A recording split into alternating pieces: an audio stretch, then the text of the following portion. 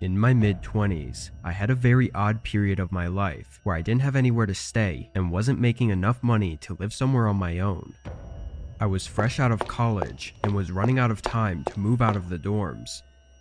All of my friends from school were just moving back in with their parents or leaving town, so it left me in a bad spot.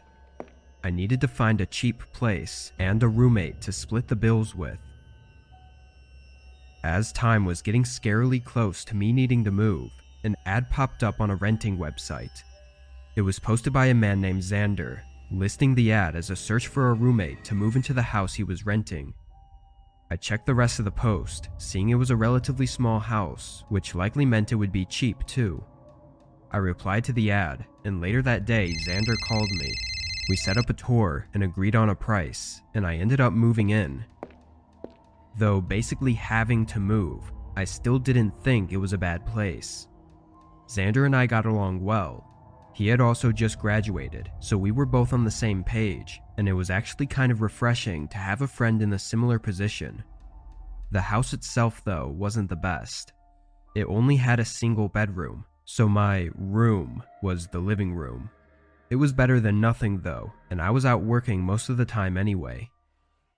After a week or so of living there, having just fully settled in, it was the middle of the night and I was sleeping in my living room when I heard the front door open. I looked up and saw Xander walking in.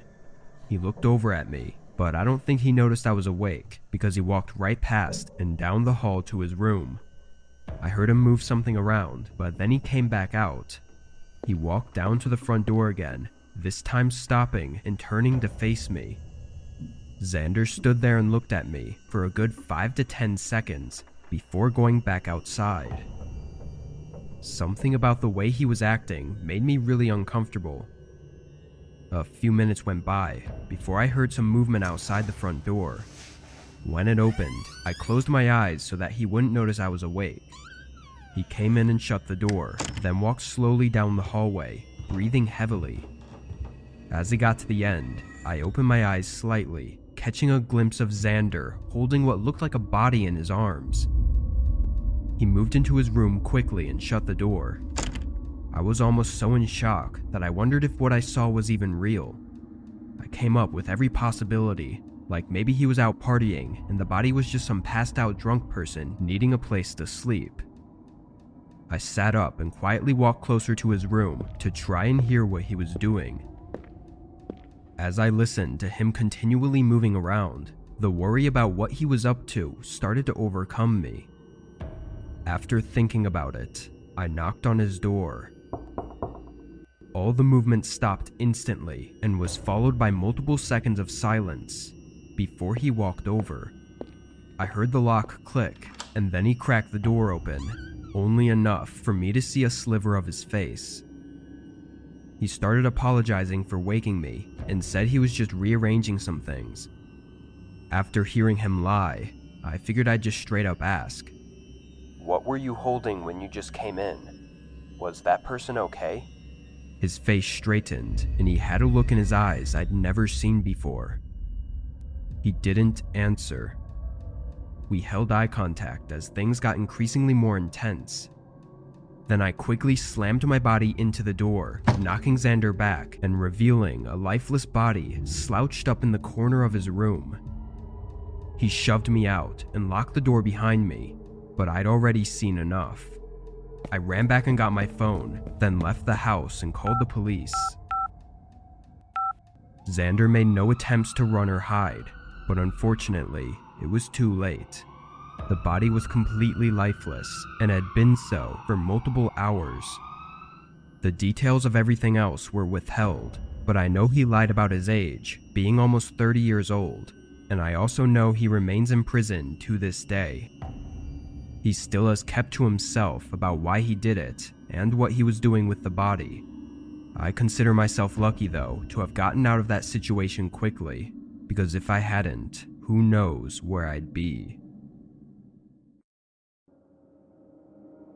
This summer in late June, I moved from my apartment into a quaint little home on the outskirts of my city. I was familiar with the area and had been eyeing the house market for a while, hoping to finally leave my apartment and purchase a home. This one was older and needed some work, but the price and location were great. It was a mile down, just off the highway, mostly with trees and grass around, but there were a few neighbors within sight as well.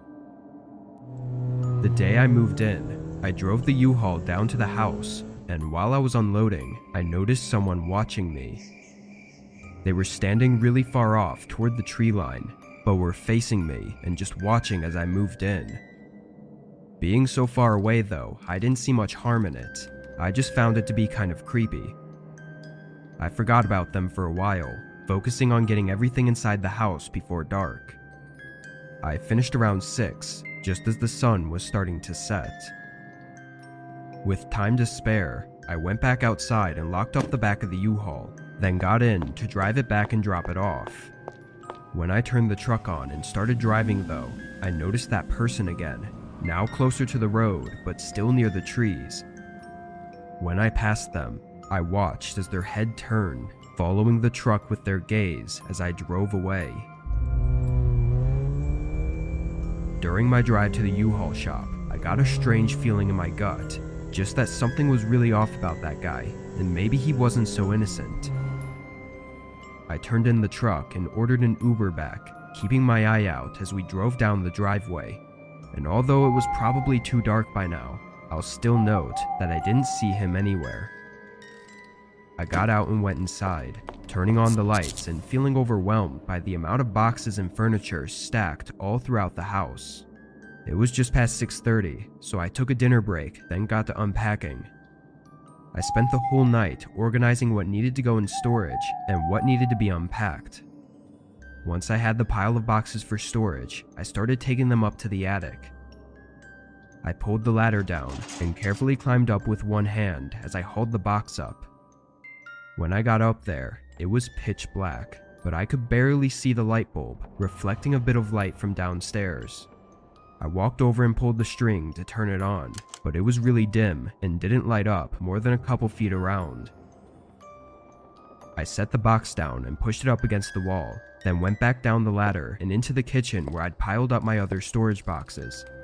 I picked up another, and as I walked over to the stairs, I heard the sound of metal shaking from the upstairs hallway. It was the clear sound of someone climbing down the ladder. I looked up the staircase, and just a moment later, a man appeared at the top, looking down at me. He started running down the stairs at full speed, and I turned to get out through the front door.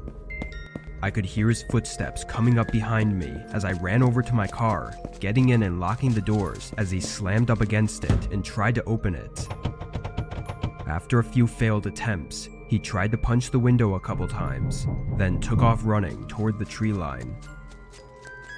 I was absolutely terrified, but managed to call the cops. Of course, they didn't find too much, but guessed he might have been staying in the attic for a few days, based on a few blankets that were up there. I don't know the truth, and likely never will, but just thinking about how I was up in the attic as he was hiding somewhere in the dark just a few feet from me is terrifying. And he did chase me afterward, so I'm pretty sure he wasn't a harmless person hiding out. But what he would have done to me had he caught me is a question that I don't want answered.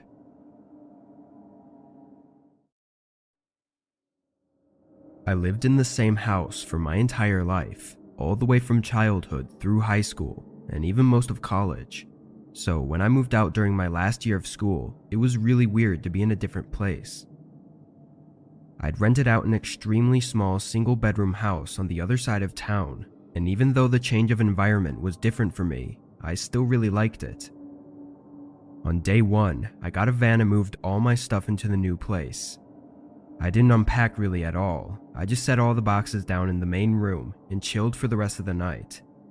The whole process of finding a place, contacting the owners, signing papers, all of it just had me exhausted, and it felt good to be done with all the hard parts of it. I hooked up the TV and stood it up on a few sturdy boxes, then turned on a show to watch. It was probably about 7 o'clock, so it was too early for bed, but as I sat there and watched with half-open eyes, At some point, I began hearing two people talking outside. I lowered the volume on the TV and listened, hearing it sound like they were right outside my house, but they were talking quietly, and whatever they were saying was too hard to make out. I got up and walked over to one of the windows, pulling the curtain back a little, but as soon as I did, a figure quickly moved past it from outside. I jumped back a bit, getting startled by them being so close so suddenly. The voices had stopped speaking by now, but I could hear a set of footsteps quickly going around the house, and then that suddenly stopped too. Just like that, it was completely quiet again. I checked a few more windows before getting back to the couch and continuing with my show. I was sure I was just being paranoid about living alone for the first time in a new environment, and I knew the neighbors' houses were really close, so I assumed it was just them walking around. I sat there for a while and eventually laid down as I started getting sleepy, dozing off around 10. When I woke up, the house was completely dark, with the only light coming from the TV screen. I looked at my phone and saw it was 2 a.m., so I shut off the TV and laid back down. But just as I was about to close my eyes, a soft creak echoed through the floorboards from across the room. I immediately shifted my eyes toward the sound. Standing in the doorway across the hall, a figure was staring at me. His eyes were wide open, peering at me with half of his body hiding behind the door frame. My eyes were locked on them for the longest few seconds of my life, before they sprinted out of the doorway and down the unlit hallway. Immediately after, another set of footsteps on the other side of the house ran in the same direction. There were a few soft thuds, then silence. The house was still fully dark, making the entire thing even more terrifying. My heart was beating out of my chest, and I was in the odd state of panic while also being frozen in place. When I collected myself, I dialed 911, telling them what happened in between my shaky breaths. While still on the line with the officer, I got up and turned on the light. Through the hallway were scuffed shoe prints going up and down multiple times. Then I turned around and looked back at the living room where I was sleeping, and all over the carpet were more dirty shoe prints, some even getting within just a few feet of where I was sleeping. When cops showed up, they searched around and took a few samples, but they didn't get any hard evidence. Even more unnerving though, they still aren't sure how the intruders got inside or outside the house. I told them about the thuds I heard from the back of the house as they left, but the windows in that area of the house were still locked. I don't know if they had some way of unlocking and locking them from outside, but that had to be it. While the amount of shoe prints showed they likely had been inside for a long time, going through each room multiple times over, nothing ever showed up missing. They never showed any signs of wanting to harm me either, but it all just horrifies me to think about why they broke in. Maybe they were looking for someone else. Whatever the case was, it's been over 2 years now, and they have never come back.